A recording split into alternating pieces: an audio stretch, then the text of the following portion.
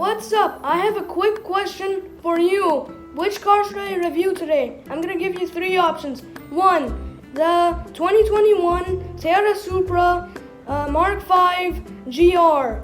And the second option is the Porsche Taycan 2021 Turbo S. And the third option is the Renault Megane RS Sport. Oh, you picked the Toyota Supra. Nice one. Hello everyone. Sorry I ignored you there. I was just talking to the genie, just asking him which car I should review today. And he picked the 2021 Toyota Supra Mark 5 GR. And of course, the entire interior and the performance is BMW. That's the only problem. And now I'm gonna be starting with the German performance. But the car is Japanese, but Germans made it. Helped them, basically. Anyways, the car has about 372 horsepower, but Toyota lied about they had 330 horsepower, but they actually have 372 horsepower. That's a thing. And it has about like 523 Newton meters of torque. And it has a flat 6 4-cylinder, which is very, very puny, and it sounds pretty weird. There is no pops and bangs, and like when you open the bonnet, there's literally like BMW badges, like just stickers for BMW logos. You guys know 0 to 60 is 4.4 seconds, and Toyota lied that they can go way more quicker than that. They said 4.2 seconds, which is very, very, they're lying a lot. Now, I'm going to be moving on to the exterior. The exterior is very, very Japanese, and the car has like 19-inch alloy wheels, and the car is like a bit redesigned. The size reminds you of the old 1960s 2000 GT, which is really cool. They're just bringing back history of the first car they made.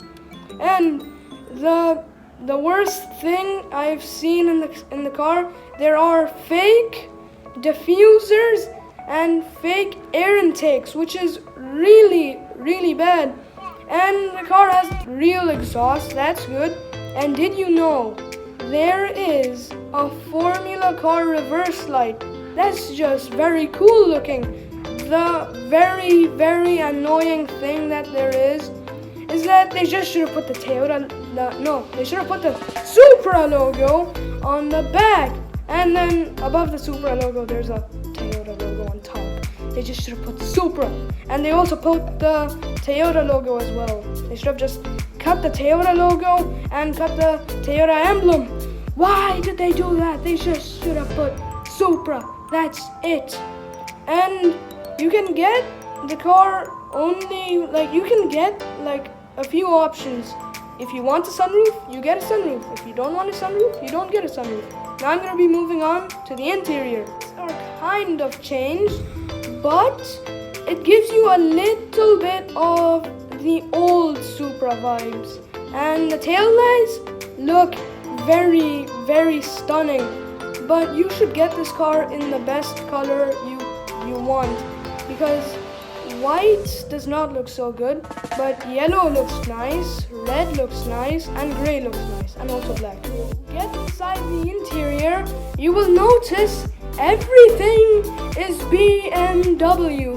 BMW steering wheel, except they just took out the BMW logo, slammed the Toyota logo over there, and also like everything is BMW in this interior. Even the infotainment system, it's the BMW's kind of old iDrive system. It's not the best. It is sort of intuitive, but I prefer the new Mercedes S-Class infotainment system. It's way more better.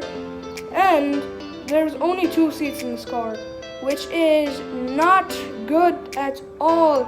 And the storage is very small. You only get like 143 liters.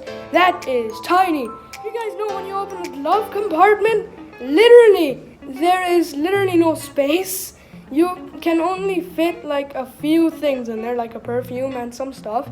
But the problem is you need to keep your owner's manual in there, which is a huge book, and it just eats up all your space, so you cannot keep anything in there. And surprisingly, there is a fire extinguisher in the car, inside the interior. That's just really weird. But although this is a Toyota, but the Germans helped them make it, so that means Toyota is lazy. I just said about Toyota, they are the best selling company, but now I just don't like it that they use Germans to make their new high-tech sports car. That's just really weird. And the gauge cluster has a very weird design on it. It looks like there is a digital screen. It is a digital gauge cluster, and on the outside of the glass, there's some numbers, and it's on a very pushed out part. It looks like you just crash your car, and then it looks like that. It just looks very odd, but looks good. And you can get Apple CarPlay and Android Auto, but if you want the most optional one, you don't get Android Auto, sadly. It's just like a BMW. And if you want to open the hood, you have to just double click the lever, just like a BMW. And when you go to the sportiest setting, it says Toyota sports settings or driver settings instead of BMW's driver settings. It's just say BMW's driver settings. And Toyota does not deserve naming it the Toyota Supra. You know what they should deserve it? The BMW Supra. That's what they deserve. Your console kind of jiggles a little bit, and there is one of the most weirdest things I've ever seen. If you want to use your infotainment screen, you have to use a dial, and you can only use a dial in the most optional one, and you cannot use a touchscreen. Only in the medium optional one you can use the touchscreen and the dial. And a gear selector, everything's BMW. And the qualities in this interior is leather, Alcantara, and some Marina leather, and some very good stitching, and some aluminum. That's it. And my personal rating on the 2021 so-called Toyota, they should just name it BMW Supra, or I'm just gonna call it Toyota Supra Mark 5 GR.